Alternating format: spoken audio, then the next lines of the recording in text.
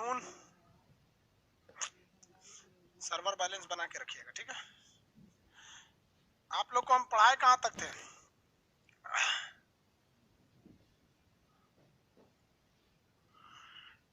कहीं तक पढ़ाए होंगे। चाइना के बारे में बता रहे थे। चाइना की कमजोर नस क्या थी भाई? ताइवान। अब देखे हम वीडियो में बनाए थे यूट्यूब पर, मोदी जी भी बात सुन लिए चाइना के उसके ताइवान के दूतावास के लिए। अच्छी बात है, मोदी जी सब बात सुन ले तो क्या पूछना है। फिर हम भी एक बात कहेंगे, हर 6 महीना में वैकेंसी निकालिए लड़कों के लिए। धीरे धीरे सब बात सुन ले, आगे समझाते हैं। आप लोग की बाबू पीडीएफ की समस्या ना अभी भी सॉल्व नहीं हो पाई है। अब हम ऐसे कैसे बोले, सॉरी भी बोलने में भी शर्म लग रहा है। रीजन क्या है कि टेक्निकल चीज ऐसा होता है कि कब सही होगा समझ में नहीं आता है। अब ये पीडीएफ की समस्या कुछ लोग में आ रही है, कुछ लोग में नहीं आ रही है। मेन समस्या ये है, अगर सब में रहता है तो एक कॉमन समस्या होती है। आगे समझा देते हैं हम, तब तक आपको ऐसे दिमाग में तो याद ही रहेगा आप लोग को। वैसे भी तो नक्शा की चीजें दिमाग में बैठा के रखेंगे आप लोग। वियतनाम, मलेशिया सब बता दिए थे, फिलीपीन के बारे में बता दिए। सार्क में कितने देश थे बताइए फटाफट? सार्क में 8 देश थे। कौन कौन? मालदीव, श्रीलंका, भारत, पाकिस्तान, अफगानिस्तान, नेपाल, भूटान, बांग्लादेश। समझ में आया कि नहीं आ गया? और आसियान में कितने थे? 10। आसियान में थे 10 देश। तिमोर लिस्ट आसियान में आया नहीं था। तिमोर लिस्ट नहीं ना आया था। चलिए सर, हिस्ट्री का क्लास स्टार्ट कीजिए, बीपीएससी देना है।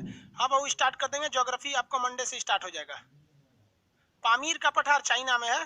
पामीर का पठार चाइना में है बाबू। देखिए आपको पामीर के पठार के बारे में एक दिन शॉर्टकट में भी बताए थे, लेकिन जब आपको पठार पढ़ाएंगे ना एक चैप्टर, देखिए अभी आपको केवल लोकेशन देखना है। पठार अलग से पढ़ाएंगे, समुद्र अलग से पढ़ाएंगे, झील झरना कहाँ अलग से।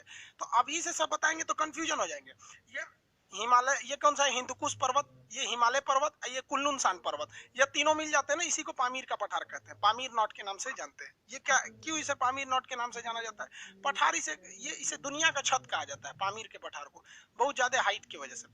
देखिए ये जो चाइना का है, ये सिंजियांग प्रांत है, इसे तिर्किस्तान के नाम से जानते हैं। ये तिब्बत वाला एरिया है, कब्जा किया हुआ है। ये मंचूरिया का एरिया है, ये मरुस्थलीय एरिया है। ये हान चाइना है, यही ज्यादा डेवलप है। चीन की राजधानी क्या है? चीन की राजधानी है बीजिंग। चीन का सबसे बड़ा शहर कौन सा है? संघाई। हांगकांग को किससे ले लिया? ये ब्रिटेन से कब्जा में ले लिया 1997 में। मकाऊ को किससे लिया? ये तो पुर्तगाल से। तो ये तो लीगली है भैया, चलो तुम्हारा था तुमने ले लिया वहां पे, ये अलग बात है। हेनान द्वीप पर क्या है? चीन की नौसेना रहती है। यहाँ तक तो चीन के बारे में समझा दिए थे। चीन की नदियां भी समझा दिए थे, अगर आपको याद होगा तो आप बताइए। ये सबसे ऊपर वाली नदी हांगो नदी थी। कौन सी नदी? हांगो नदी। पीली नदी के नाम से जानते हैं हांगो नदी को। चीन का शोक किसे कहते हैं? हांगो नदी को। सौरो ऑफ चीन। जब भी किसी का सौरो या हांगो का शोक कहेगा तो इतना समझिएगा कि वो नदी बहुत ज्यादा मात्रा में बाढ़ लाती है, फ्लड की वजह से। बिहार का शोक कोसी नदी कहते हैं कि नहीं कहते हैं? अब उसी तरह यहाँ पे यांगटी सिकियांग नदी एशिया की सबसे लंबी नदी है, चाइना की भी सबसे लंबी नदी है। यहाँ पर आपकी मेकांग नदी है, ये यहाँ से चली गई, इधर जाएगी ब्रह्मपुत्र, सिंधु, सतलज ऐसे निकल जाती है। तो ये पानी के लिए भी बहुत बड़ा भंडार है चाइना। चाइना के बाद अब देखिए चाइना में और भी क्या चीज है जो क्वेश्चन पूछेगा। चाइना में दो दो मरुस्थल है। एक ये वाला मरुस्थल यानी रेगिस्तान है जिसका नाम है गोबी का मरुस्थल। तो गोबी के मरुस्थल में ठंड ज्यादा पड़ता है क्योंकि ये धीरे धीरे पृथ्वी के कर्क रेखा से दूर जा रहा है। और यहाँ पर एक मरुस्थल है जिसका नाम है तकला मकान। क्या नाम है? तकला मकान। तकला मकान मरुस्थल कहाँ है? चाइना में है। ये एरिया है सिंजियांग में है तकला मकान। और हांग के ऊपर में ये वाले में क्या है आपका? गोबी मरुस्थल। तो ये गोबी का मरुस्थल। चीन में ये हान चाइना के लोग मंडारिन भाषा बोलते हैं। इसका मुख्य जनसंख्या यही रहता है, चाइना के इसी एरिया में रहता है। कुछ भी खा जाते हैं ऐसे चाइना वाले लोग। सर मटेरियल कहाँ से मिले? जहाँ आपको मिल रहा है वहां से ले सकते हैं भाई। पीडीएफ का हार्ड कॉपी निकाल लें सर, उसमें क्या क्या भरना है बता दीजिए। बता देंगे बाबू, अभी पहले समझा दे थोड़ा। एक और का एशिया खत्म कर देंगे ना यहाँ पे। देखिए इतना एशिया खत्म कर देंगे तो फिर आपको पीडीएफ खोल के एक दिन पूरा भरवा देंगे पीडीएफ में। आप देखिए यहाँ दिमाग में नक्शा आ रहा है कि नहीं आ रहा है आपको? अगर हम अभी बोलेंगे श्रीलंका तो आप क्या मंचूरिया जाएंगे? नहीं नहीं जाएंगे। ये वाला एरिया क्या है? मंचूरिया है यहाँ पे। अब ये देश देखिए, एक मंगोलिया है। ये जो मंगोलिया है, आप नक्शा खोल के देखिए, क्या मंगोलिया की सीमा कजाकिस्तान से लगती है? अपने अपने नक्शा में बताएंगे लोग, क्या मंगोलिया की सीमा कजाकिस्तान से लगती है या नहीं? एटलस खोल के देखिए, अपने अपने अपने बताइए यस या नो। मंगोलिया क्या कजाकिस्तान से टच करता है? टच करता है तो यस, नहीं करता है तो नो। टच करता है तो यस, नहीं करता है तो नो। यस नो में आंसर देंगे। एटलस खोल के देखिए, नो।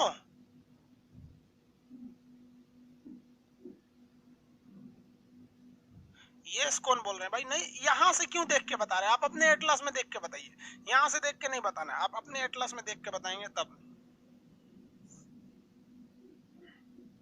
अपने एटलस में देख के बताइए, नहीं सटता है, यहाँ से यहाँ नहीं सटता है।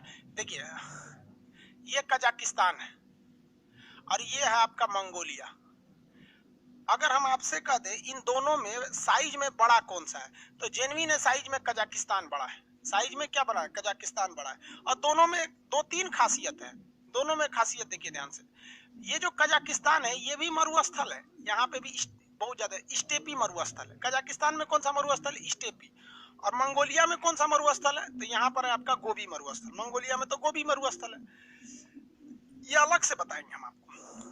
दोनों की एक कॉमन विशेषता, दोनों लैंडलॉक कंट्री है। लैंडलॉक कंट्री का मतलब क्या होता है कि जो चारों ओर से समुद्र से घिरा हो, मतलब जमीन से घिरा हो, समुद्र से नहीं। जैसे नेपाल भी तो लैंडलॉक था, भूटान भी लैंडलॉक है, इवन अफगानिस्तान लैंडलॉक है, ये सब के सब लैंडलॉक कंट्री है। तो क्वेश्चन आता है कि दुनिया का सबसे बड़ा लैंडलॉक कंट्री कौन है, विश्व का सबसे बड़ा भूमध्य देश कौन है? तो आंसर होना चाहिए कजाकिस्तान, और रियल में भी कजाकिस्तान है। लेकिन जब आप जाते हैं एग्जाम में तो आपको ऑप्शन बी लगाना पड़ता है, ऑप्शन बी पर लिखा रहता है मंगोलिया। तो ऐसा झूठ क्यों बोल रहा है?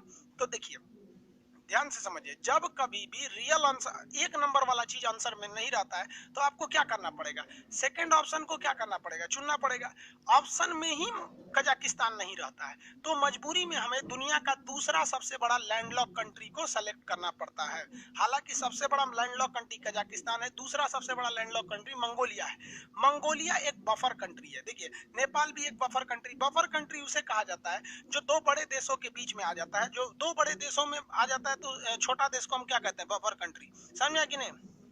आगे बढ़े। दो बफर कंट्री के बीच में आने वाला एक छोटा देश क्या कहलाता है? दो बड़े कंट्री के बीच में आने वाला छोटा देश बफर देश कहलाता है। ये बफर देश है। चाइना का इससे विवाद चलता है।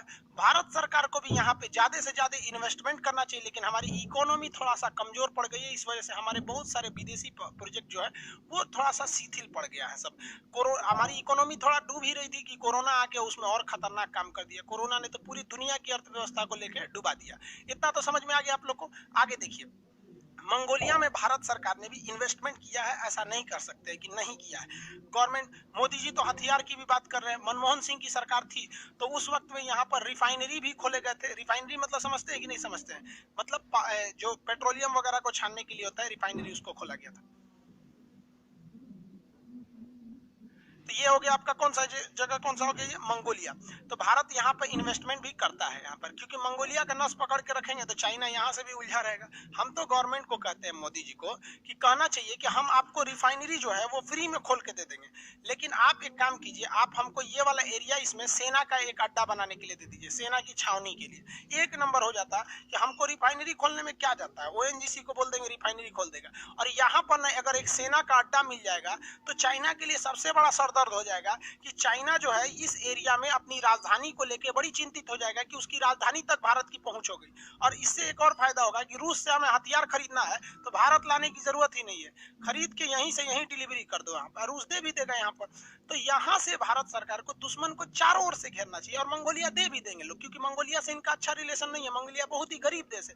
एक काम कीजिए, आप इसके लिए आप यूनिवर्सिटीज में कोटा बना दीजिए कि आईआईटी हो गया, एम्स हो गया, इन सबों के लिए जितने भारत की अच्छे यूनिवर्सिटी हैं जो मंगोलिया में, उनके लिए हम 2% 4% सीट दे देंगे। क्या जा रहा है, सीट बढ़ा दीजिए ना यार। आपको घर से जाना है, एक टीचर जो है आईआईटी या एम्स का या हम ही है, 100 लड़का पढ़े या 1 लाख पढ़े, हमको क्या इफेक्ट पड़ता है? तो भारत सरकार को भी सोचना चाहिए, एम्स हो गया, आईआईटी हो गया, ताकि वो भी एडवांस हो और हमें दे सके। ऐसे तो नहीं देगा ना कोई देश जानबूझ के इतने बड़े से दुश्मनी क्यों लेगा। और सिक्योरिटी साइन कर लो भाई, तुम्हें जो कुछ होगा हम बचाएंगे। अब देख लो भूटान को हम लोग बचाते हैं कि नहीं बचाते हैं। और साक्ष्य भी है, डोकालाम के मुद्दा पे हम लोग भूटान के साथ खड़े थे और चाइना को मजबूर कर दिए थे पीछे हटने के लिए।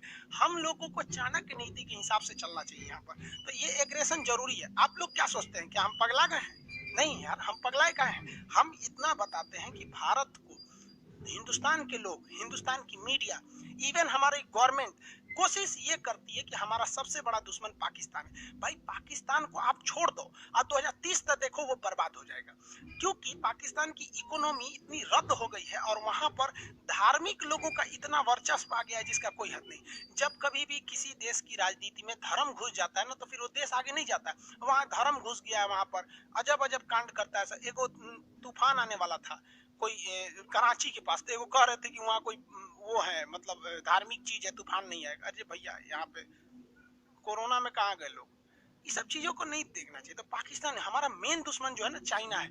आज चाइना अगर पाकिस्तान का हाथ छोड़ देना तो पाकिस्तान भीख मांगने पे चला आएगा। लेकिन हम लोग को इस तरह से लगता है चाइना है, इसको घेर के रखिए, एकदम जरूरी है। मंगोलिया समझ में आ गया, मंगोलिया स्थलबद्ध है। मंगोलिया में कौन मरुस्थल होगा? वही गोबी का मरुस्थल होगा। चाइना मंगोलिया दोनों में जाता है गोबी का मरुस्थल। स्थलबद्ध देश है। इसकी राजधानी क्या है? उलान बटोट। मंगोलिया की राजधानी उलान बटोट। राजधानी सबका याद रहना चाहिए। आप लोग को समझ में आएगी नहीं? पॉलिटी का एडमिशन का क्या हुआ? वो सुतल रहता है लोग। एडमिशन सितंबर में का बैच रहेगा, अभी एडमिशन नहीं लेंगे।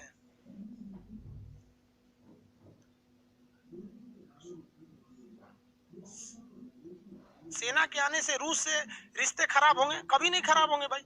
हम आप बताओ भाई, अमेरिका की सेना अंडमान निकोबार के पास आई तो क्या सेना खराब होगी? नहीं। हमारे और आपके बीच में तो मैत्री संबंध है ना, हम लोग मैत्री संबंध कर रहे हैं, हमारा आपसे रिलेशन है, अच्छा है, क्या लिए मैं खराब होगा? क्या रूस की सेना अफगानिस्तान में आई थी और अफगानिस्तान को 10 साल तक गुलाम बनाई थी? तो ये अफगानिस्तान 10 साल तक किसका गुलाम था? रूस का गुलाम था।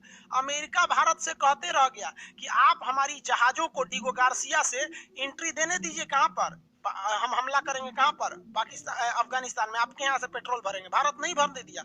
पाकिस्तान क्या किया? अफगानिस्तान में उतारा और कहा कि भाई अमेरिका से कि आप हमारे यहाँ उतर जाइए कराची और यहाँ से पेट्रोल भरिए, अफगानिस्तान हमला कीजिए वहां पर। और ये साला पाकिस्तान दुनिया में कैसे कहता है कि हम मुसलमानों के मसीहा हैं? साले तुमने अब अमेरिका से, उससे अच्छा तो मसीहा भारत है कि हम अपनी सरजमीन का प्रयोग नहीं होने दिए अपने अफगानिस्तान पर, यहाँ पर। हाँ, ये बात अलग है कि वहाँ आतंकवादी ज्यादा हैं, सब आतंकवादियों का खत्म करना। भाई आतंकवाद गलत है, चाहे किसी भी देश में है वो गलत है। यहाँ पे ये नहीं होना चाहिए। कोई व्यक्ति आतंकवाद का समर्थन नहीं करता है, ये एकदम सरासर गलत है। लेकिन भारत की जो नीति रही है वो एकदम स्वच्छ नीति रही है। तो ये समझ में आ गया आप लोग को? तो रूस से इससे रिलेशन गड़बड़ नहीं होंगे, बल्कि और ये टेंशन में सारा चौपट हो जाएगा। और रूस, अब भारत, रूस कुछ भी हो जाएगा, भारत के खिलाफ नहीं जा सकता है। समझ में आ गया कि नहीं आ गया? किसी को दिक्कत?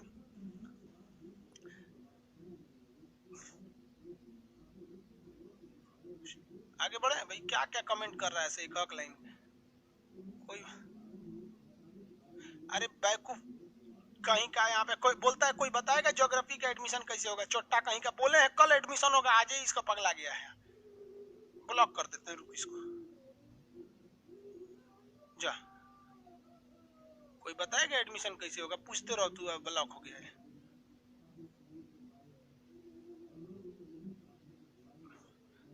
बोलता है ज्योग्राफी बैच शो नहीं हो रहा है। छोटा बोले हैं कल से होगा तो शो हो करेगा। इनके आज ज्योग्राफी बैच शो करने लगेगा। यहाँ पे सब खटिया पे सूतने वाला जब को समझ में नहीं आता है कि टॉर्चर करके रख देता है एक बैच कपड़ा। बोल रहे हैं कि अगले मंडे से क्लास स्टार्ट होगा, अभी से ये होगा। देखिए बहुत ध्यान से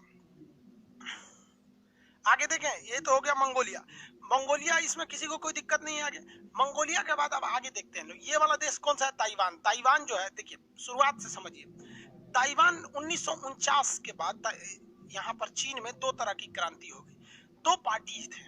एक पार्टी का नाम था क्वेमेंटोंग पार्टी और एक पार्टी का नाम था आपका कम्युनिस्ट पार्टी। ये दोनों आपस में लड़ गए। कम्युनिस्ट पार्टी वालों ने क्वेमेंटोंग पार्टी को हरा दिया और क्वेमेंटोंग पार्टी वालों को यहाँ से भगा दिया। क्वेमेंटोंग पार्टी के जो लीडर थे उनका नाम था चियांग काइसेक। चियांग काइसेक ने पूरी सेना लेकर कहाँ चले गए? ताइवान चले गए। पूरी की पूरी बड़ी भारी भरकम फौज लेके अपनी ताइवान चले गए और ये कहने लगे कि हम यहाँ से फिर एक समय आएगा जब इस पर हमला करेंगे और पूरी तरह से चाइना को अपने कब्जा में लेंगे। ये ससुरे लोले थे वहां पे स्कूटर होके ट्रक को खींचेंगे यहाँ पे। समझ? अब ये हो गया।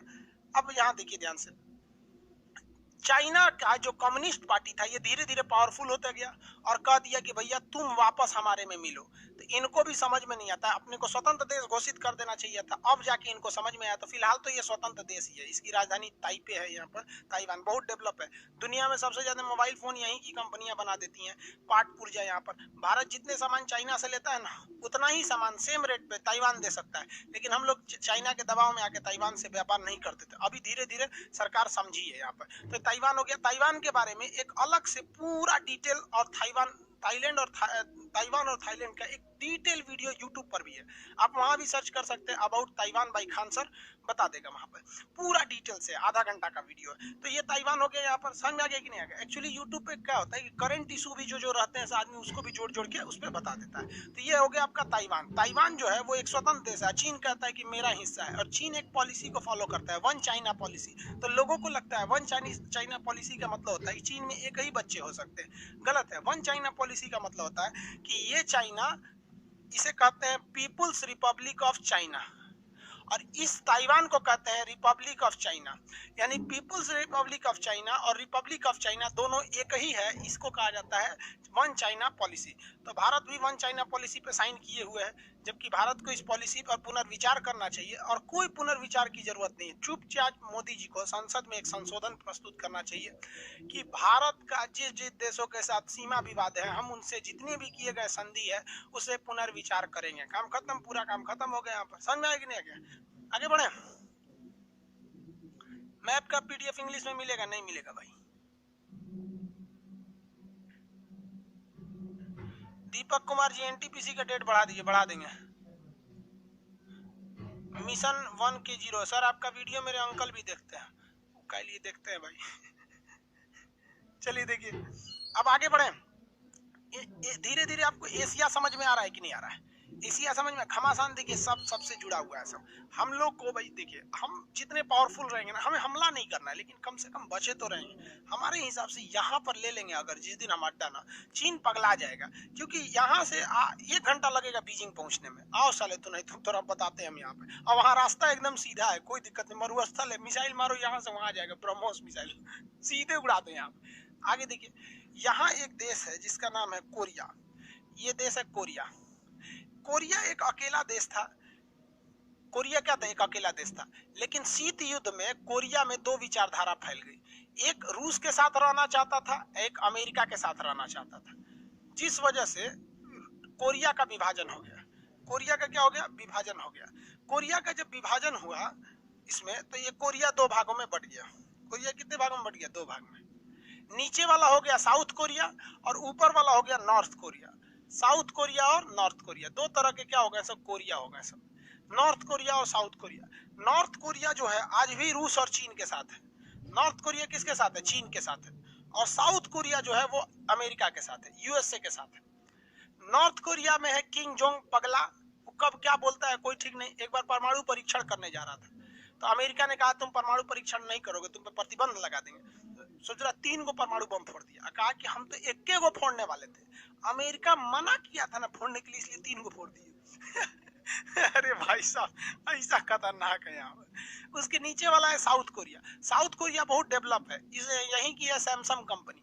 सैमसंग कंपनी एक्चुअली में वो एक रियल इस्टेट की कंपनी है। बड़ी बड़ी बिल्डिंगें, सड़क, हाईवे, पुल, ब्रिज कंस्ट्रक्शन करती है। दुनिया की सबसे ऊंची इमारत बुर्ज खलीफा सैमसंग ने बनाया है। सैमसंग ने जितना चीजों का उसका बिजनेस, उसका केवल 2% बिजनेस सैमसंग मोबाइल फोन से आता है। तो आप लोग को लगता है कि सैमसंग मोबाइल फोन है, भाई प्राइवेट बैंक दुनिया में बहुत बड़ी है सैमसंग बैंक, वहां पे इसके केवल 2% है मोबाइल। तो मोबाइल जो है ना, हाथी के उसी दांत की तरह है जो दिखते सबको है, लेकिन उससे वो खाना नहीं खाता है। तो सैमसंग का जो मोबाइल का बिजनेस है, ये दिखता सबको है, लेकिन उससे उसको प्रॉफिट वगैरह उतना ध्यान नहीं देता है। सैमसंग बहुत बड़ी कंपनी है, साउथ कोरिया की। साउथ कोरिया डेवलप है।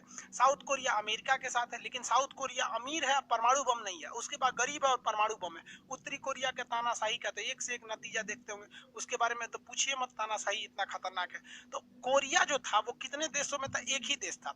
उत्तरी कोरिया दक्षिणी कोरिया अलग अलग नहीं थे, लेकिन शीत युद्ध में एक अमेरिका के फेवर में गया, एक रूस और चाइना के फेवर में आया, जिसलिए 2 भाग में बट गया। उत्तरी कोरिया की राजधानी प्योंगयांग है।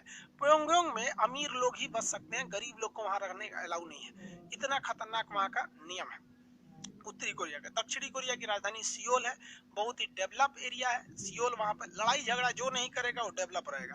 अब वो उत्तरी कोरिया जब न तब हम धमकी देता है कि हम परमाणु बम मार देंगे, और उससे कोई उलझता नहीं है। जानते हैं क्यों? क्या कहता है पगला? देखिए, उत्तरी कोरिया कहता है कि हम अमेरिका यूरोप को नहीं जानते हैं। ये है नीचे वाला दक्षिणी कोरिया, ये है जापान। अगर हमारे पे कोई भी हमला करेगा, हम इन्हीं दोनों को मारेंगे। तो ये दोनों सबको समझाते हैं, सिरे तू झगड़ा मत करना, हमरा मार देगा यहाँ पे। अब बताइए इस पगला को। कहता है अमेरिका को, कहता है कि तुम आओ, बिंदास आओ, हमको कोई दिक्कत नहीं है, हम पता है कि तुम बहुत पावरफुल हो, हम नारे पे हमला होगा, हम सीधे दक्षिणी कोरिया और जापान को मार डालेंगे। हद ये है कि अगर कोई दक्षिणी कोरिया का मूवी या कोई गाना उत्तरी कोरिया का आदमी सुन लेगा तो उसको गोली मार दिया जाता है। तो गाना का सुन रहा था दक्षिणी कोरिया करे, ये खतरनाक नियम है उत्तरी कोरिया का। अमेरिका ने सोचा कि वहां के लोगों को बगावत करा देंगे, जिस तरह सऊदी अरब में बगावत करा देगा, इराक में करा दिया कि हमारे यहाँ लोकतंत्र रहेगा, चुनाव नहीं होगा। तो अमेरिका ने कहा कि उत्तरी कोरिया में लोकतंत्र अच्छी व्यवस्था रहती है।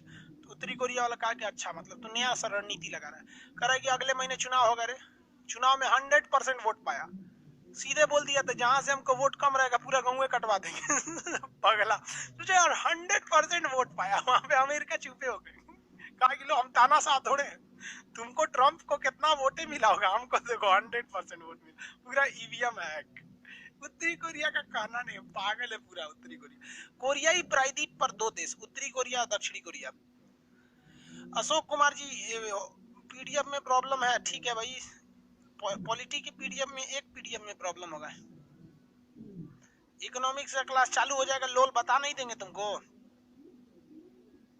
जब चालू होगा बता देंगे बाबू।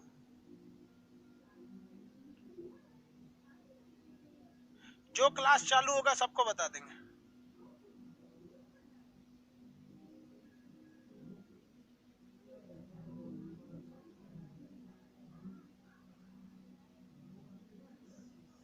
किसी को कोई दिक्कत नहीं है? देखिए ध्यान से, ये वाला देश कौन, ये वाला कौन सा है भाई? मंगोलिया है। ये कौन सा है? मंगोलिया है। किसी को कोई दिक्कत नहीं है ये मंगोलिया में? चीन में देखिए, ये वाला चीन, ये वाला कौन सा है? हाँ, ये सिंजियांग है। चीन का ये वाला राज्य सिंजियांग है। ये वाला राज्य तिब्बत है।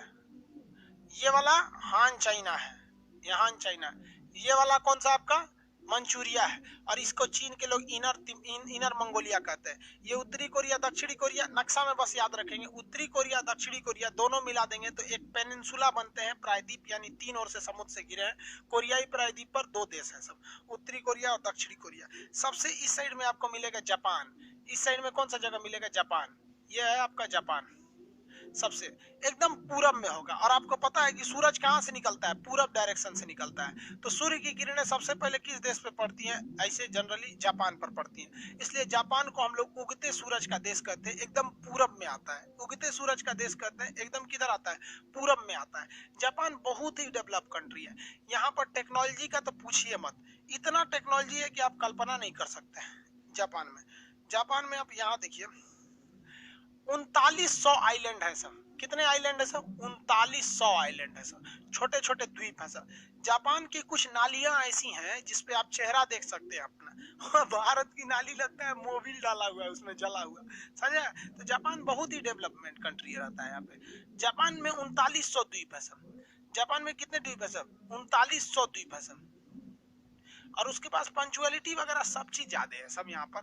आगे देखिए, वो एक आदमी कह रहे हैं कि सर 38 डिग्री समानांतर रेखा क्या होता है? अभी आप नक्शा पढ़िए, अभी सब कुछ नहीं पढ़ सकते हैं। आपको जब बताएंगे जीरो लाइन भारत बांग्लादेश को अलग करता है, मैकमोहन किसको अलग करता है, अभी सब पढ़िएगा ना तो फिर वही ट्रेडिशन हो जाएगा। पहले दिमाग में एक बार बैठा लीजिए ना, जब दिमाग में बैठा लेंगे तो सब बता देंगे आगे। 3900 द्वीप में सबसे बड़ा द्वीप है होन्शु द्वीप। कौन सा द्वीप है? होन्शु द्वीप है। 3900 द्वीप में सबसे बड़ा द्वीप का नाम क्या है? होन्शु द्वीप है। होन्शु द्वीप जो है वो किस लिए फेमस है? तो पेट्रोलियम के लिए फेमस है।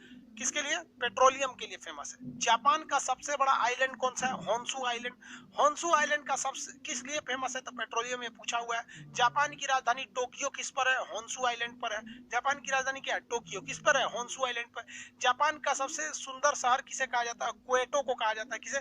क्वेटो को। किस पर है? होन्शु आइलैंड पर है, क्वेटो को। क्वेटो। जापान का नागोया शहर है, नागोया। नागोया। नागोया किस लिए? नोगोर्ना नहीं कर रहे, नोगोर्ना काराबाग तो यहाँ पर है, अजरबैजान आर्मेनिया का। नागोया ये मोटर वाहन के लिए है। ओसाका, यहाँ का ओसाका, जापान का ओसाका। कितने लोग बता सकते हैं ओसाका किस लिए फेमस है? जापान का ओसाका किस लिए फेमस है? जापान का ओसाका बताइए, आंसर दीजिए, किस लिए फेमस है?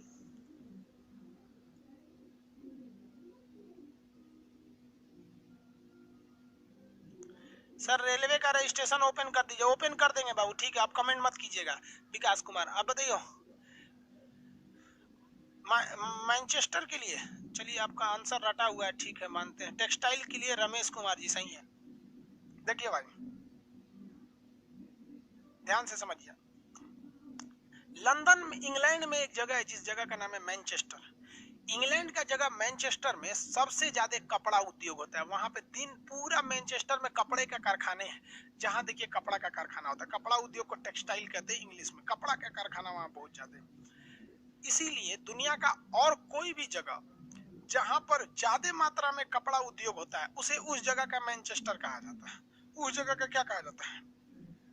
मैनचेस्टर कहा जाता है। किसी को कोई दिक्कत नहीं है। यानी मैनचेस्टर ओरिजिनली अगर कहीं है तो वो इंग्लैंड में है, लेकिन और कोई जगह जो मैनचेस्टर जैसे कपड़ा उद्योग ज्यादा मात्रा में होते हैं उसे उस जगह का हम क्या कहते हैं? मैनचेस्टर कहते हैं।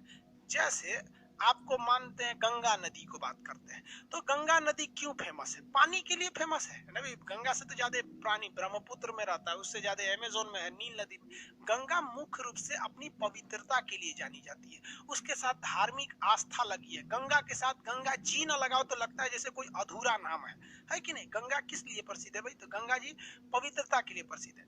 इसी तरह से इटली में एक नदी है जिसका नाम है पो नदी। पो तो कहा जाता है इटली की गंगा, तो इटली में भी उसे पवित्र माना जाता है, इसलिए उसे इटली की गंगा कहते हैं। किसी को कोई दिक्कत है? तो मैनचेस्टर ओरिजिनली इंग्लैंड में है, वो कपड़ा उद्योग यानी टेक्सटाइल के लिए प्रसिद्ध था, इसलिए दुनिया का और कोई जगह जहां कपड़ा उद्योग ज्यादा होता है उसे उस जगह का मैनचेस्टर कहते हैं। ओरिजिनल मैनचेस्टर नहीं, उस जगह का मैनचेस्टर। तो जापान में सबसे ज्यादा कपड़े की कारखाने जो है कहीं, वो कहां पर है? ओसाका में है, इसलिए जापान का मैनचेस्टर किसे कहेंगे? ओसाका को कहेंगे। चाइना में सबसे ज्यादा अगर कहीं पे, कहा गया मार्कर, चाइना में अगर कहीं सबसे ज्यादा कपड़ा उद्योग है तो वो है आपका संघाई में। तो चीन का मैनचेस्टर किसे कहेंगे? संघाई को। जापान का मैनचेस्टर ओसाका को। भारत का मैनचेस्टर अहमदाबाद को। भारत का मैनचेस्टर अहमदाबाद को कहा जाता है। समझ आए कि नहीं? अब इसमें दो क्वेश्चन फंस जाएंगे। पूरी एशिया में कहां पे सबसे ज्यादा कपड़ा उद्योग है? तो चाइना के लोग के पास सबसे ज्यादा कपड़ा उद्योग है, तो पूरी एशिया का मैनचेस्टर संघाई को कहते हैं, और चाइना का भी मैनचेस्टर संघाई को कहते हैं। समझ में आएगी नहीं? जापान का मैनचेस्टर ओसाका को कहते हैं। लेकिन क्वेश्चन एक बार पूछा था एसएससी ने कि पूरब का मैनचेस्टर किसे कहा जाता है? मतलब वैसा कपड़ा उद्योग वाला शहर जो सबसे पूरब में स्थित है। तो पूरब का मैनचेस्टर आप ओसाका को कहेंगे, मतलब संघाई को कहेंगे या ओसाका को? बोलिए। पूरब का मैनचेस्टर आंसर देंगे? पूरब का मैनचेस्टर आंसर दीजिए।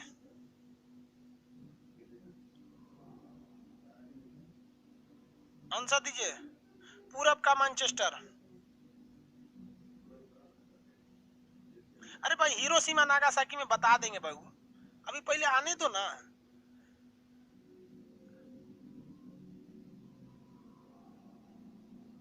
ओसाका, वेरी गुड भैया। एशिया का मैनचेस्टर हम किसको कहेंगे? संघाई को कहेंगे। एशिया का मैनचेस्टर संघाई, एशिया का मैनचेस्टर संघाई। लेकिन पूरब का मैनचेस्टर ओसाका। पूरब का मैनचेस्टर ओसाका। नागोया किस लिए? मोटर वाहन के लिए। क्वेटो संस्कृति की राजधानी है। जैसे भारत में संस्कृति के लिए प्रसिद्ध जगह कौन सा है? बनारस। बनारस बहुत प्रसिद्ध जगह है संस्कृति के लिए, वहां पे काशी विश्वनाथ। आगे बढ़े। टोक्यो क्या है? राजधानी है। टोक्यो राजधानी है। जापान के बारे में अभी इतना तो समझे ना। कितने लोग बता सकते हैं जापान का सबसे बड़ा द्वीप? जापान का सबसे बड़ा द्वीप फटाफट बोलिए। जापान का सबसे बड़ा द्वीप आंसर दीजिए। ओसाका नहीं भाई, जापान का सबसे बड़ा द्वीप होन्शु। Very good. जापान का सबसे बड़ा द्वीप होन्शु।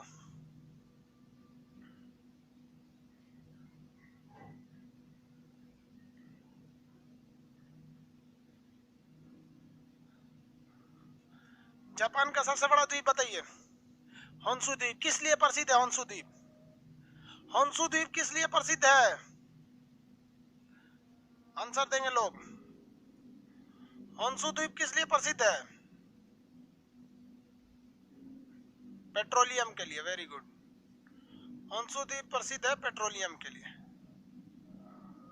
होन्शु द्वीप किस लिए प्रसिद्ध है? पेट्रोलियम के लिए। आगे देखिए, ये अब जापान का एक अलग से नक्शा आपको दिखा देते हैं। इसमें जरा क्लियरिटी ज्यादा समझ में आएगी। देखिए ये जापान है, ये बड़ा वाला जो आइलैंड है ना, ये बड़े वाले आइलैंड का नाम क्या है? Honshu island. कौन सा है? होन्शु द्वीप। ये सबसे बड़ा आइलैंड है। इसके बाद आपका दूसरा सबसे बड़ा है होकाइडो। कौन सा नाम है इसका? होकाइडो। ध्यान से देखिएगा, ये ऊपर वाला होकाइडो है और ये नीचे वाला होन्शु है। जापान की राजधानी टोक्यो होन्शु पर है। जापान का शहर सुजुकी, जहाँ पे सुजुकी गाड़ी बनती है, वो भी यहीं पे है। जापान का शहर कावासाकी, जिसकी मोटरसाइकिल आती है, वो भी यहीं पर है। जापान में ये ऊपर द्वीप है जिसका नाम है होकाइडो। क्या नाम है? होकाइडो। आप अपने जापान के नक्शा में देखिए, सबसे ऊपर वाला आइलैंड होकाइडो होगा। एटलस खोलिए और जापान का सबसे ऊपरी आइलैंड देखिए, होकाइडो। जापान का सबसे ऊपरी देखिए होकाइडो। नागासाकी दिखा देंगे बबुआ। मैनचेस्टर के लिए नहीं, द्वीप जो है वो पेट्रोलियम के लिए प्रसिद्ध है। मैनचेस्टर के लिए ओसाका है। बकलोलवा को पूछें किस लिए प्रसिद्ध है, तो पेट्रोल टंकी का फोटो लगा के भेज रहा है। अभिजीत राजपुरोहित सर, मैं 11th में हूँ, यूपीएससी की तैयारी कर रहा हूँ। आप 11th में हो बाबू, आप ये सपना छोड़ दो कि हम किस चीज की तैयारी कर रहे हैं। आप बस ये देखो, हमें नॉलेज चाहिए, हमें नॉलेज में कोई नहीं हराना चाहिए। आप ये सपना मत देखो कि हमें यूपीएससी करना है या ये करना है, फिर आपके लिए दिक्कत हो जाएगा। यूपीएससी करना है तो दिमाग में ये बैठा के रखो कि हमें नॉलेज बहुत ज्यादा चाहिए। जापान को देखो तो एक सरसरी नजर से देखो। जापान का सबसे ऊपर होकाइडो, सबसे ऊपर होकाइडो, नीचे में होन्शु। क्या होकाइडो और होन्शु आपस में जुड़े हुए हैं? नहीं जुड़े हुए। होकाइडो और होन्शु के बीच में समुंदर है, उस समुंदर है। होकाइडो और होन्शु के बीच में क्या है? समुंदर है। कितने लोग बता सकते हैं उस समुंदर के पतले रास्ता का नाम क्या है? आप अपने एटलस में देख के बताइएगा उस पतले रास्ता का नाम क्या है, उस जल संधि का नाम क्या है? जल संधि मतलब होता है समुद्र के बीच का पतला रास्ता, जल संधि। आंसर दीजिए, उस जल संधि का नाम बताइए जो होन्शु और होकाइडो को अलग करती है।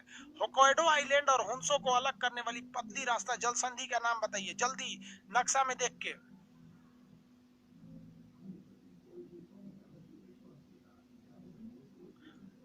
वेरी गुड, सुगारू जल संधि, वेरी गुड। टी से लिखा होगा सुगारू, जापानी भाषा है सुगारू। जापान में टी का कोई मतलब नहीं होता, सुनामी लिखता है इसे। जापान भाषा में टी का मतलब कुछ नहीं होता है। तो ये कौन सी जल संधि है? सुगारू जल संधि। कौन सी जल संधि? सुगारू जल संधि। क्वेश्चन पूछा हुआ है बाबू सुगारू जल संधि में, और जो यूपीएससी की तैयारी कर रहे थे उन्हीं से सुनिए, यूपीएससी का क्वेश्चन है। वह कौन सी ऐसी जल संधि है जिसके अंदर से बुलेट ट्रेन जाती है? भाई से अभी समुंदरवा के अंदरवा से बुलेट ट्रेन लेके चल जाता है, यानी बुलेट ट्रेन ले गया ना यहाँ से, तो समुंदरवा के अंदर से लेके बुलेट ट्रेन चल गया। सोचिए, ऊपर से ब्रिज बना के नहीं, समुंदरवा के अंदर से बुलेट ट्रेन लेके चला गया जापान। कौन सी जल संधि से? सुगारू जल संधि से। जल संधि का नाम बोलिए, सुगारू जल संधि।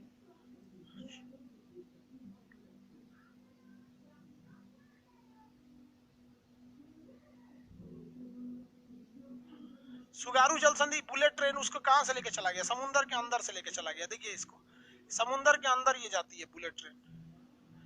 बाहर से पूरा शीशा लगाया हुआ है और अंदर बुलेट ट्रेन लेके चला गया। इतना भयानक है। देखिए ऐसे समुद्र है ना, एक शीशे का इस तरह से दीवार लगा दिया है। ये दीवार ऐसे शीशे का है, ये दिख रहा होगा आपको। ये इसके अंदर देखिए, ये बुलेट ट्रेन लेके चला गया। समुद्र, मछली देखती होंगी सब, किसी जो कौन चीज जा रहा है इतना खतरनाक। सोचिए जापान कितना डेवलप है। वही जापान हमारे भारत में अहमदाबाद के बीच में ट्रेन बिछाएगा, बुलेट ट्रेन को बिछाएगा। समझ में आया कि नहीं? भारत में बुलेट ट्रेन का होना जरूरी है, लेकिन उससे भी कहीं ज्यादा जरूरी है जितना पैसा बुलेट ट्रेन में मोदी जी लगा रहे हैं। अच्छी बात है, देश में बुलेट ट्रेन रहना चाहिए, हमारे देश के लिए गर्व की बात है। लेकिन मोदी जी, आप उस पैसे को, बुलेट ट्रेन को 10 साल अगर लेट भी कर दीजिएगा ना, तो बस यही कहा जाएगा कि हाँ भारत में बुलेट ट्रेन लेट से आई है। लेकिन देश को जरूरत क्या है कि जो ट्रेनें आपकी चल रही है ना इंडियन रेलवे की, आप मेहरबानी करके उन्हें टाइम से कर दीजिए। टाइम से नहीं कीजिए, कम से कम इतना कीजिए कि भाई मैक्सिमम कोई भी ट्रेन 1 घंटे से ज्यादा लेट नहीं होनी चाहिए। आप इस पे इन्वेस्टमेंट करिए, देश का जनता पैर धो के पिएगा आपका। क्योंकि कोई प्रधानमंत्री, चाहे नेहरू से लेके आप, इवन नरेंद्र मोदी आपसे भी कहते हैं, कोई ने ये नहीं सोचा कि एक आदमी, एक बच्चे का, हम आपको बताते हैं इंडियन रेलवे की हकीकत, आप बताएंगे। देखिए, अगर किसी लड़के का शाम में कोई एग्जाम है, शाम को 4 बजे एग्जाम है, शाम को 4 बजे दिल्ली में, सपोज कीजिए शाम 4 बजे उसके बैंकिंग का एग्जाम है दिल्ली में, और वो पटना से ट्रेन पकड़ता है या गुजरात से ट्रेन पकड़ता है, मध्य प्रदेश से कहीं से ट्रेन पकड़ता है, और वो ट्रेन कहती है कि हम आपको सुबह 8 बजे एएम में हम दिल्ली छोड़ देंगे, सुबह 8 बजे दिल्ली छोड़ देंगे। यकीन मानिए कोई लड़का इस ट्रेन को नहीं पकड़ेगा, क्योंकि उसको पता है कि साला 8 बजे बोल रहा है सुबह में, ये रात में 8 बजे भी पहुंचा देगा, कंफर्म नहीं है। सोचो यार, हम लोग अपने ट्रेन पे भरोसा नहीं करते, एक दिन पहले जाते हैं लोग, और कोई नहीं जाएगा, और चले जाओगे तो एग्जाम छोड़वा देगा ये ट्रेन आपको। दिल्ली से पहले गाजियाबाद में 6 घंटा रोक देता है, ये हाल हो गया। तो रियल में हमारे देश में जिनको पैसा है वो ट्रेन से, बुलेट छोड़िए ना, बुलेट जहाज से चला जाएगा जिनके पास, क्योंकि दोनों का किराया सेम आने वाला है, जितना बुलेट ट्रेन का आएगा उतना ही हवाई जहाज का रहता है, कम नहीं आएगा, महंगे हैं दोनों में, लेकिन ज्यादा ध्यान इस पे देना चाहिए। हाँ, बुलेट ट्रेन आ रही है, अच्छी बात है, देश के लिए गर्व की बात है, लेकिन एक होता है गर्व की बात और एक होता है कि हमारी जरूरत क्या है। तो मुख्य जरूरत ये है, वरना बुलेट ट्रेन आप देखेंगे तो लालू जी के समय से ही इसका प्रस्ताव है, 2005 से प्रस्ताव है इसका बुलेट ट्रेन का, और 2020 आ गया, और 25 तक तो आने वाली नहीं है ये यहाँ पर। तो ट्रेनों पे भी ज्यादा ध्यान देना चाहिए। तो कौन सी जल संधि है जहां से आपकी बुलेट ट्रेन जमीन आती है? सुगारू जल संधि। कौन सी जल संधि? सुगारू जल संधि। समझ में आ गया?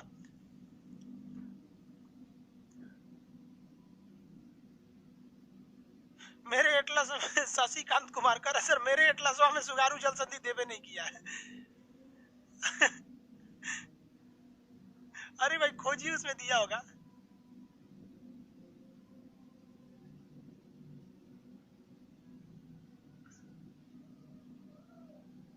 सर टाइम से पहले चलने लगी है ट्रेन। ले भाई साहब, कौन नेता होता पड़ रहा है का? टाइम से पहले चलने लगी है ट्रेन भैया। लॉकडाउन में कौन ट्रेन में चल रही है? लॉकडाउन में तो ट्रेन भुला गई थी वो। कौन ट्रेन भुला गई थी उसको? दिल्ली जाना था, उड़ीसा चल गई थी। एक से एक पगला था, उसको घुमा रहा था पूरा इंडिया। भाई अभी की नहीं स्थिति है। ये हो गया आपका होकाइडो द्वीप, ये हो गया होन्शु द्वीप। होकाइडो द्वीप और होन्शु द्वीप, किसी को कोई दिक्कत नहीं है। नीचे वाला जो द्वीप है इसका नाम है क्यूशु द्वीप। क्या नाम है इसका? क्यूशु द्वीप। इसी के पास आपका नागासाकी है। कहां पर है? नागासाकी। और यहाँ पे शिक्युकु द्वीप के पास यहाँ पर है आपका हिरोशिमा। तो नीचे में नागासाकी और हिरोशिमा है। क्या है? नागासाकी और हिरोशिमा। नागासाकी और हिरोशिमा पर बम गिराया गया था। क्या गिराया गया? बम गिराया गया। देखिए ध्यान से आगे। 6 अगस्त 1945, 6 अगस्त 1945 को कहा गिराया गया? हिरोशिमा में। नाम क्या था? Little boy. नाम क्या था? Little boy. बना किसका था? यूरेनियम का। हर चीज पूछता है, याद रखना भाई। लिटिल। उसके बाद 9 अगस्त को गिरा दिया गया। 9 अगस्त को गिराया गया कहां पर? नागासाकी में। नागासाकी में। नाम क्या था इसका? फाइटमैन। बना किस चीज का था? तो ये बना था प्लूटोनियम का। किसका? प्लूटोनियम का। अभी हम आपको सब दिखा देते हैं प्लूटोनियम का। पहले याद करने का तरीका देखिए। अब बुढ़ौती आ गया है, लगातार क्लास लेने के बाद अपनी हाथ पर सब बंद हो जाता है। सुबह से क्लास ले रहा है। देखिए 9 पहले आता है या 6 पहले आता है? भैया पहले 6 आता है। तो डेटवा तो याद रहता है 6 अगस्त और 9 अगस्त। लड़का को यही भूल जाता है कि पहले नागासाकी में मारा कि पहले हिरोशिमा में। तो बताओ भाई, एबीसीडी में पहले एच आएगा या एन आएगा? एबीसीडी में एच फॉर हिरोशिमा आएगा, एच आएगा। तो पहले हिरोशिमा पे गिरा था, उसके बाद एन आएगा, तो बाद में नागासाकी में गिरा था। ये तो समझ में आ गया। उसके बाद कोई बच्चा जब पैदा होता है तो छोटे बच्चा ना रहता है, इसलिए उसका नाम था, पहले वाले का नाम था लिटिल बॉय। और जब वो बड़ा होता है तब ना उसका नाम रहता है फाइट मैन। कि मैन थोड़ी होता है, पहले बच्चा होता है, फिर बड़ा होता है, आदमी बनता है, फिर मोटाता है। तो पहले वाले का नाम लिटिल बॉय और दूसरे वाले का नाम फाइट मैन। पहले का नाम लिटिल बॉय, दूसरे का नाम फाइट मैन था। पहला किसका बना था? यूरेनियम का। तो सबको यही पता रहता है कि परमाणु बम यूरेनियम का होता है। लेकिन दूसरा किसका बना था? प्लूटोनियम का। दूसरा प्लूटोनियम का। तो जापान एक ऐसा देश है जिसपे 2-2 परमाणु बम मारा गया, और 2011 में उसका खुद का परमाणु रिएक्टर ब्लास्ट कर गया। जापान कर्मपोर रहे हो आप। देखो भाई, 2 तो परमाणु बम अमेरिका मार दिया, 2011 में उसका खुद का ब्लास्ट कर गया था। फुकुशिमा परमाणु संयंत्र 2011 याद होगा, वहां पर बहुत ज्यादा तबाही आई थी। जापान ने कसम खा लिया था कि हम 2050 के बाद कोई भी न्यूक्लियर रिएक्टर से बिजली नहीं बनाएंगे। कहा कि तो बार बार हमारे यहाँ फट जाता है। सबसे ज्यादा सुनामी कहाँ आ जाती है? सब जापान में आ जाती है। भूकंप वगैरह जापान में चले आते हैं यहाँ पर। जापान समझ में आ गया कि नहीं आ गया? किसी को कोई दिक्कत नहीं है जापान में? आगे समझे ये। अब परमाणु बम दिखता कैसे है और जापान पे मारा क्यों था? इसके 2 रीजन है। देखिए, परमाणु बम जो मारा गया था उसे मारा गया था B-52 नामक विमान से। किस विमान से मारा गया था? B-52 नामक विमान से मारा गया था। ये है आपका परमाणु बम। इस शेप में होता है आपका एटम बम।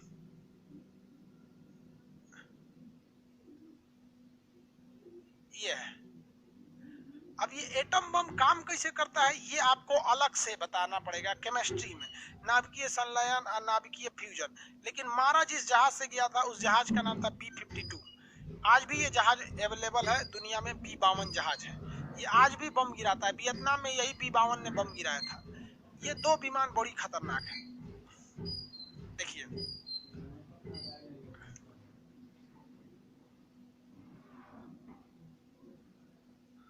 ये है आपका परमाणु बम, दिख रहा है? और ये है वो जहाज जिसमें लाद के लाया गया था। जिस जहाज में लाया गया था उस जहाज का नाम था B-52। B-52 ये 8 इंजन का जहाज था। 2 इंजन यहाँ, 2 4, 2 6, 2 8, 2 इंजन, 8 इंजन का जहाज था। और ये था आपका एटम बम, परमाणु बम। समझ में आ गया कि नहीं आ गया? किसी को दिक्कत? यही परमाणु बम गिरा दिया गया था जापान के ऊपर। परमाणु बम से लोगों को लगता है कि बड़ी खतरनाक होगा। भैया एक बात बताते हैं आपको, पहली बात एकदम दिमाग में समझा, परमाणु बम खतरनाक नहीं होता है। परमाणु बम एक तरह का हाईली रेडिएटेड पोल्यूशन है। परमाणु बम बम नहीं है भाई, ये एक तरह का प्रदूषण है। समझे? कोरोना क्या है? बम है? नहीं, ये प्रदूषण है। हमसे आप में फैल रहा है, आपसे उसमें फैल रहा है, जान ले रहा है। ऐसे ही परमाणु बम होता है। परमाणु बम का रेडिएशन कोरोना से भी छोटे होते हैं और इसका असर हजारों साल तक रहता है और ये हवाओं में फैल जाता है। जो इसको सूंघता है ना, उसका रेडिएशन हो जाता है 2 से 3 दिन के अंदर उसका फेफड़ा, किडनी, गुर्दा सब सड़ जाता है, मर जाता है। तो परमाणु बम मान के चलिए कि दिल्ली में अगर फट गया तो हरियाणा के लोग 3-4 दिन बाद मरना चालू हो जाएंगे परमाणु बम से। तो परमाणु बम दिमाग में, हम लोग छोटे थे तो हम लोग को लगता होगा इसे बम फटेगा, तबाही मचेगा, इससे आग निकलेगा। ये भाई जहां गिरता है वहां आग निकलता है, ये नो डाउट इसमें है। लेकिन बाकी लोग मरते हैं तो पोल्यूशन की वजह से। परमाणु बम जो है वो एक तरह का प्रदूषण है, दिमाग में बैठा लेना। Atom bomb is nothing more but it is very harmful radiative pollution. समझ में आ गया कि नहीं आ गया? इसका असर बहुत ज्यादा पड़ता है। तो कोई भी प्रदूषण उसे कम करने का तो उपाय है। तो इसे कम करने के लिए बोरिक एसिड का छिड़काव किया जाता है। किसका छिड़काव किया जाता है? Boric acid. लेकिन याद रहना चाहिए, जो आदमी पहनने जाता है पूरी तरह से पीपीई किट होना चाहिए उसके पास। पीपीई किट, डॉक्टर वाला पीपीई किट नहीं, वो एटम बम वाला अलग ही होता है पीपीई किट। बोरिक एसिड, कौन सी एसिड? Boric acid. अगर बोरिक एसिड नहीं है ना तो प्याज प्याज जो होता है ना, परमाणु बम के रेडिएशन को सोख लेता है। तो अगर परमाणु बम कहीं मार दिया आपको, सपोज के लिए मान लीजिए सुनाया कि परमाणु बम चल गया है यहाँ पे, तो क्या करना चाहिए? कमरे से नहीं निकलना चाहिए 1 हफ्ता तक। रजाई गद्दा जितना है उसको ओढ़ के चुपचाप 1 हफ्ता वैसे ही रहिए। पानी उनी नहीं है, निकलिए ससुरा। पानी उनी है तो कहीं इन्ने उन्ने से 1 बोतल रख लीजिए। 1 हफ्ता तक वहीं रहिए। प्याज व्याज है ना तो पूछ काछ के अगल बगल में रख लीजिए वहां पर, क्योंकि वो हवा में फैल चुका, आपको दिखेगा नहीं। आप सूंघेंगे तो नॉर्मल रहेंगे, 1 हफ्ता बाद पूरा गल जाएगा, गलने लगेगा फेफड़ा उपड़ा। यहाँ पर परमाणु बम से प्रदूषित एक आदमी का दिया था नहीं, फेफड़ा इधर छेद हो गया था पीठिया में। यहाँ वो एक तरह का प्रदूषण है, समझ आए? इसलिए लोगों की जान जाती है। अमेरिका ने मार दिया यहाँ पे। काहे मारा? तो सोच रहा जापानो खचरा था। जापान काहे खचरा था? तो देखिए, जापान ने जाके परमाणु बम मार दिया। सॉरी, जापान गया ना तो अमेरिका के ऊपर बम हमला गिरा कर दिया। आप कहेंगे कि सर अमेरिका यहाँ है, जापान यहाँ है, इसे इससे जाके काहे हमला किया और ये ऐसे जाके काहे हमला किया? तो भैया ऐसे हमला नहीं हुआ है। रियलिटी में ये दोनों देश बहुत करीब हैं। आप देखिए ध्यान से। कमेंट इतना करता है सब ना, समझे में नहीं आता। पढ़ने आया है कि कमेंट करने आया है? दिमाग कौन दिन खिसियाएगा तो कमेंट बंद कर देंगे। देख बबुआ, पृथ्वी जो है ना वो गोल है। पृथ्वी क्या है? गोल। तो अभी देखिए यहाँ ध्यान से, ये जापान दिख रहा है, ये हमारा इंडिया दिख रहा है कि नहीं दिख रहा है यहाँ? अरे यहाँ इंडिया दिख रहा है, ये चाइना है, और ये देखिए ये अमेरिका है, अमेरिका है। समझ में आएगी नहीं? तो पृथ्वी को आप गोल है, इसको दो जगह से काटे हैं, तो जहां से काटेंगे वो जगह दूर हो जाएगा। तो हम लोग जनरली प्रशांत महासागर से काट देते हैं, इसलिए अमेरिका एक और आ जाता है, जापान दूसरी हो जाए, इसलिए दोनों में दोनों लगते हैं दूर है, बस दोनों बहुत करीब हैं। इंडिया से जापान से अमेरिका जाना है तो ऐसे जाते हैं लोग, यहाँ पर बीच में इंडिया का कोई काम ही नहीं है। देखिए ना, जापान से अमेरिका जाना है तो ऐसे चल जाइए, अमेरिका से आना तो ऐसे आइए। बीच में एक आइलैंड था जिसका नाम था हवाई द्वीप। क्या नाम है? हवाई द्वीप। इसकी राजधानी है होनोलुलु। राजधानी क्या है? होनोलुलु। हवाई द्वीप था। हवाई द्वीप पर अमेरिका ने बहुत बड़ा नौसेना का अड्डा बनाया था। जापान ने देखा कि साला इस हवाई अड्डा से हम पर हमला करेगा, इसलिए जापान ने अचानक उठा और 3 घंटे के अंदर अंदर ये हवाई द्वीप का पूरा नौसेना का अड्डा उड़ा दिया। यहाँ बाल बच्चा मुर्गा मुर्गी सबकी जान ले लिया। अमेरिका के 200 लड़ाकू जहाजों को वहीं मार के गिरा दिया। पानी वाले 80 जहाज मार के गिरा दिए। भारतीय नौसेना के पास 80 गो जहाज है। सोचिए उस समय 1945 में जब हम लोग गुलाम थे ना, 1942 में, तो ये मार के गिरा दिया वहां पे। हम लोग के पास आज भी 80 गो जहाज है, लड़ाकू जहाज है, पानी वाली। समझ में आया कि नहीं? 200 जहाज उड़ने वाली मार के गिरा दिया। 2-3 हजार के आसपास आदमी मार के गिरा दिया। अमेरिका पूछा, रे साला छोटा हमको काहे मारा रे? तो जापान कहा कि देख भाई, तुमको मारना मजबूरी था। तो अमेरिका कहा कि क्या मजबूरी था? कहा कि तुम इतना तेजी से डेवलप कर रहा था कि हम तुमको डेवलप करते तो हम तुम्हारे बराबरी थे। तुमसे आगे निकलने का एक रास्ता हम निकाले कि हम थोड़ी रफ्तार से चलेंगे और तुमको खींच देंगे पीछे, तो हम लोग बहुत आगे निकले, तो हम आगे निकल गए। तो अमेरिका कहा कि तुमको इसकी कीमत चुकानी पड़ेगी। जापान ने कहा कि तुम्हें कीमत चुकानी पड़ेगी, सोच समझ के हमला किए हैं, कीमत चुकानी पड़ेगी। तब तक अमेरिका के वैज्ञानिकों ने बना लिया परमाणु बम। दुनिया में किसी को परमाणु बम का पता नहीं था। जापान ने कहा क्या कर लोगे, सोच रहा बम में चलाओगे, तोपे गोला चलाओगे, ये सोच रहा परमाणु बम चला खोज कर लिया। और परमाणु बम जब खोजा तो ये तो पहले से बिखियाइल था। बिखियाने का मतलब समझते हैं? Suddenly high level of angriness is known as बिखिया जाना। देहात के भाषा में बोलते हैं बिखिया गया, मतलब समझिए अचानक उसको बिख आ गया। बिखिया के अमेरिका गया ना, धाए धाए मारा परमाणु बम दुद्दू को, कहा कि अमेरिका तुम सरेंडर, जापान तुम सरेंडर कर, ना तो तीसरका टोक्यो में मारेंगे। तो जापान ने सरेंडर कर दिया, कहा कि हम ना लड़बो। जापान ने उसी समय कहा कि भाई साहब युद्ध से कोनो फायदा नहीं होता है। तो जापान ने कहा कि हम अपनी सेना ही नहीं रखेंगे, अगर कोई देश हमारी सुरक्षा की गारंटी ले। तो अमेरिका कहा ठीक है ठीक है ठीक है, हम तुम्हारी रक्षा करेंगे, जब तक दुनिया है हम तुम्हारी रक्षा करेंगे, तुम सेना मत रखना। जानते हैं अमेरिका क्यों कहा? क्योंकि इसकी रक्षा करने के लिए यहाँ अमेरिका की सेना रखनी पड़ेगी। और उस समय चल रहा था शीत युद्ध, द्वितीय विश्व युद्ध के बाद शीत युद्ध, कोल्ड वार। कोल्ड वार में ये अमेरिका चाहता था रूस को दबा दे। अब उसको देखा कि रूस यहाँ है, चाइना यहाँ है, हमारी नौसेना यहाँ रहेगी, क्या टेंशन है, यहाँ से हम रूस को भी देख लेंगे, यहाँ से चाइना को देख लेंगे, यहाँ से एशिया को देख लेंगे। आज भी जापान की रक्षा की जिम्मेदारी किसकी है?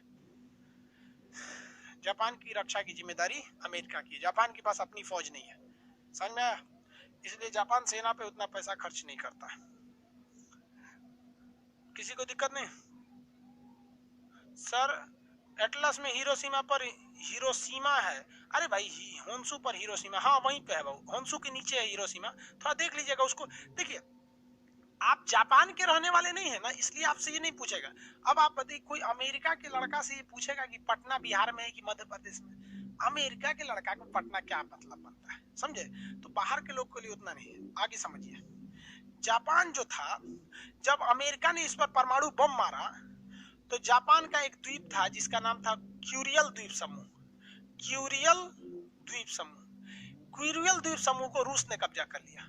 किसने कब्जा कर लिया? रूस ने कब्जा कर लिया था क्यूरियल द्वीप समूह को। तो कहेगा कि जापान के ऊपर में स्थित द्वीप समूह किसने कब्जा कर लिया है? जापान का। क्यूरियल का किसने कब्जा कर लिया? रूस ने कब्जा कर लिया। समझ में आ गया कि नहीं आ गया? लेकिन ये पहले ही सब कब्जा कर लिया था। हालांकि ये क्यूरियल द्वीप समूह जो है ना, वो जापान का था भी नहीं, ये रूस का ही था। 1905 में, देखिए सर इसको देखिए, 1905 में इस जापान ने इस रूस को हरा दिया। गजब है, सोच रहा है इतना खचरा। ये जापान ने इस रूस को हरा दिया 1905 में, और फिर 1906 में भी हरा दिया। अरे बाप रे, इतना खतरनाक था जापान, इसका कोई टेक्नोलॉजी का तुलना नहीं कर सकते, बहुत डेवलप। परमाणु बम नहीं रहता ना अमेरिका की जगह पे आज पूरी दुनिया में दो लोग होते हैं, एक हिटलर का जर्मनी और हिरोहितो का जापान। ये दो इतने आगे जा रहे थे जिसका कोई हद नहीं। लेकिन याद रखिएगा, अत्यधिक अहंकार रावण को नहीं छोड़ा। वेतु लोग कौन डेगची का मसाला है। रावण शनि भगवान को कांख में रख लिया था। सूरज भगवान आए थे छुड़ाने के लिए, तो कहा कि तेरे बकलो शनि के दबलो यहाँ भाग यहाँ से। समझ आया कि नहीं आ गया? इतना खतरनाक था रावण वहां। तो अहंकार नहीं करना चाहिए आपको। जापान ये रूस ने रूस को हरा दिया था, लेकिन जब परमाणु बम पटका गया तो रूस देखा कि अब फायदा है, इसलिए इसका कौन सा द्वीप ले लिया? क्यूरियल द्वीप समूह को ले लिया। कौन से द्वीप को ले लिया? क्यूरियल द्वीप समूह को। तो क्वेश्चन पूछेगा, रूस और जापान के बीच में कौन सा द्वीप विवादित है? क्यूरियल। आप देखिए, जापान का सबसे ऊपरी आइलैंड का नाम होगा क्यूरियल। अपने नक्शा में देखिए क्यूरियल आइलैंड।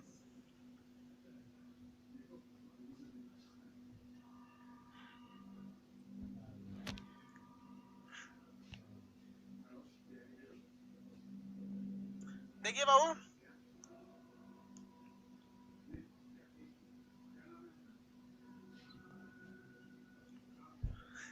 एक लड़का कह रहा है, सर आप ताइवान वाला वीडियो बनाए थे, मोदी जी बात मान लिए।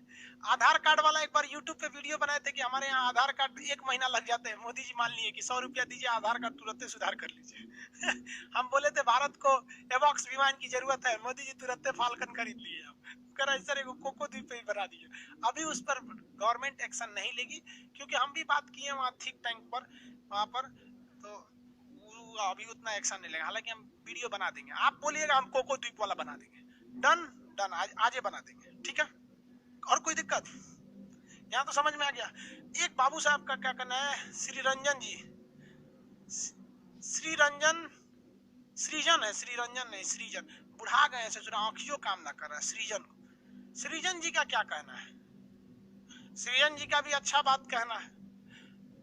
श्रीजन जी ये बात कह रहे हैं कि सर साउथ एशिया में सार्क हो गया, साउथ ईस्ट एशिया में आसियान हो गया, तो ईस्ट एशिया में कौन हुआ?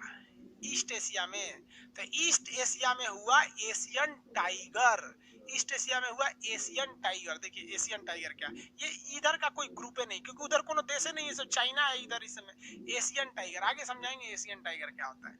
एशियन टाइगर में 4, जापान समझ में आ गया? जापान के ऊपर वाला होकाइडो से ऊपर क्यूरियल द्वीप समूह, जो किससे विवादित है? रूस से। देखिए ये रूस से विवादित है, ये होकाइडो है। होन्सो और होकाइडो को जोड़ने वाली जल संधि, सुगारू जल संधि, बुलेट ट्रेन जाता है। कौन सा ट्रेन जाता है? बुलेट ट्रेन जाता है। अब देखिए एशिया में कुछ ऐसे कंट्री हैं जो ससुरे बड़ी तेजी से डेवलप करते हैं, भयानक डेवलप करते हैं सब, जिसमें आता है एक तो साउथ कोरिया। और ये भाई साहब साउथ कोरिया बड़ी तेजी से डेवलप मारता है यहाँ पर। साउथ कोरिया, ताइवान ये भी बड़ी तेजी से भागता है। हांगकांग ये भी बड़ी तेजी से भागता है। हांगकांग अब ना चाइना का हिस्सा बना है। 1997 से पहले तो ये स्वतंत्र था ना, तो अभी भी हांगकांग को काउंट किया जाता है। सिंगापुर, ये 4 ठो इतना तेजी से डेवलप करता है सब, कि इन चारों को क्या कहा जाता है? एशिया का टाइगर, एशियन टाइगर। क्यों? टाइगर बड़ी तेज दौड़ता है। क्या करता है? दौड़ता है। आपको पता है हर मामले में शेर से अच्छा टाइगर होता है, इसलिए भारत का राष्ट्रीय पशु शेर नहीं है, टाइगर है। हर मामले में टाइगर अच्छा। टाइगर में बस एक खराबी है, अगर वो किसी शिकार को दौड़ा रहा है, सपोज किसी हिरन को दौड़ा रहा है खाने के लिए, और हिरन थोड़ा दूर भाग गया है, और वो देख रहा है नहीं हिरन के बगल में यहाँ पर कोई घोड़ा है, या फिर कोई गाय है, या कोई बकरी है, तो देखेगा हिरन तो दूर चला गया, छोड़ो हम इस बकरी का शिकार करके खा जाते हैं। यही टाइगर में खराबी होता है, वो शॉर्टकट देखता है। लेकिन शेर ऐसा नहीं, साला हिरन को दौड़ाए हैं तो हिरने को खाएंगे, चाहे बीच में कुछ आ जाए, हम नहीं आए हो ओकरे खाएंगे। इसीलिए उसको जंगल का राजा कहा जाता है, बहुत जीत होता है उसमें। एशियन टाइगर किसे कहा जाता है? 4 देश याद कैसे रखेंगे ऊपर से? कौन कौन? दक्षिणी कोरिया, ताइवान, हांगकांग, सिंगापुर। दक्षिणी कोरिया, ताइवान, हांगकांग, सिंगापुर। आंख बंद करिए, बोलिए दक्षिणी कोरिया। दक्षिणी कोरिया के नीचे ताइवान आएगा। दक्षिणी कोरिया, ताइवान, दक्षिणी कोरिया, ताइवान, हांगकांग। हांगकांग को कहता है चीन मेरा है, दक्षिणी कोरिया को, ताइवान को कहता है मेरा है। कुछ दिन बाद दक्षिणी कोरिया को भी कहेगा मेरा है। हमारा जानते हैं क्या मन करता है? कभी कभी कभी कभी मेरा मन करता है ना, हम कहेंगे तो हंसेंगे, कि चाइना को छुट्टा छोड़ दे, और कहीं तुमको जिसको जिसको कब्जा करना है पूरा कब्जा कर लो। तुम कहो कि मंगोलिया मेरा है, ले लो, उत्तरी कोरिया मेरा है ले लो, ताइवान तुम्हारा है ले लो, सब ले लो। और ऐसा रहता ना कि भारत का कमान 1 साल के लिए मेरे पास आ जाता, हम कहते सोचो चाइना मेरा है, लो तू ससुरा बटोर धीरे धीरे तनी तनी एक बार होलसेल ले लो। बड़ी दिमाग खराब होता है, सब एक बापे का है। एक जानते हैं चाइना को बिहारी लात खोज रहा है। बिहार में लात मारा जाता है तो कहा जाता है बात कम लात ज्यादा, मार कचर के एकदम चट्टा कहीं का सब एक रहे। देखिए 4 देश कौन कौन चारों का नाम बोलिए, चारों का नाम बोलिए, चारों का नाम। दक्षिणी कोरिया, उत्तरी कोरिया कौन बोल रहा है तो पगला है। दक्षिणी कोरिया, ताइवान, कौन कौन? दक्षिणी कोरिया, ताइवान, हांगकांग, सिंगापुर। दक्षिणी Korea, Taiwan, Hong Kong, Singapore. Sir परमाणु बम का रेंज कितना होता है?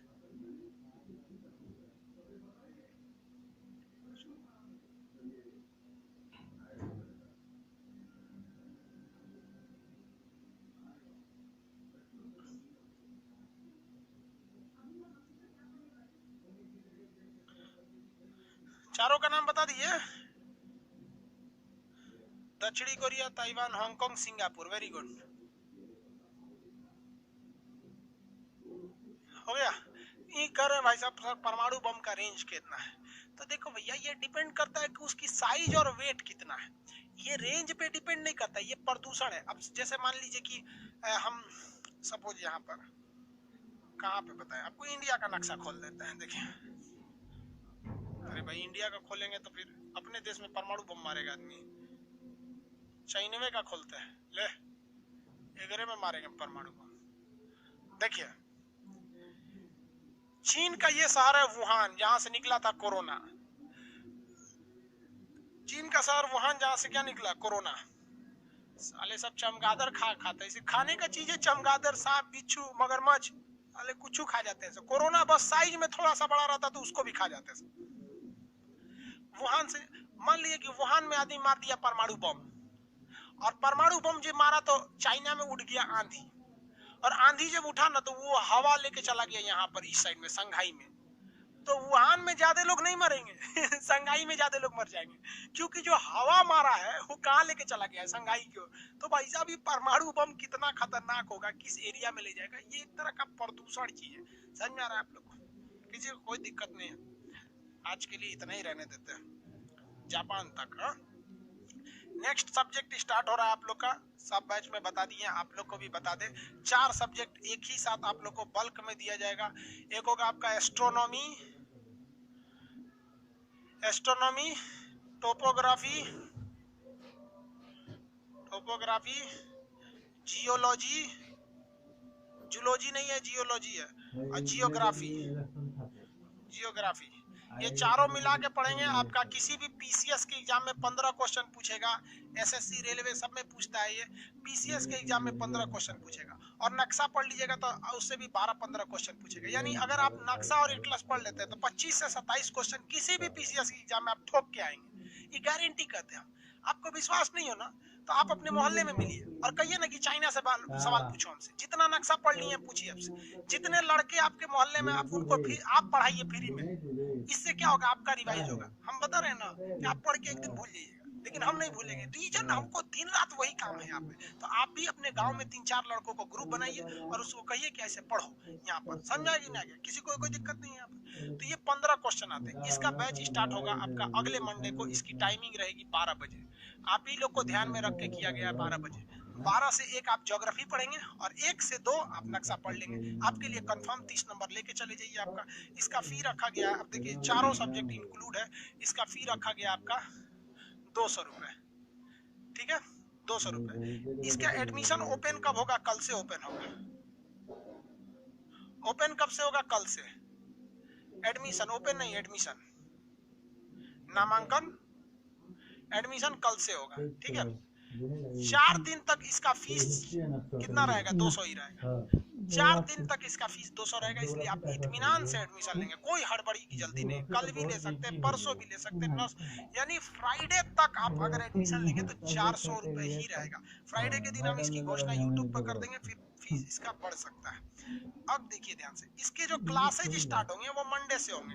अभी से आप परचेज करके अब चिल्लाने मत लगिएगा कि मेरा ज्योग्राफी का क्लास नहीं खुल रहा है, क्योंकि जब तक एडमिशन चालू रहेगा क्लास नहीं लेंगे, क्योंकि एक बार भुगत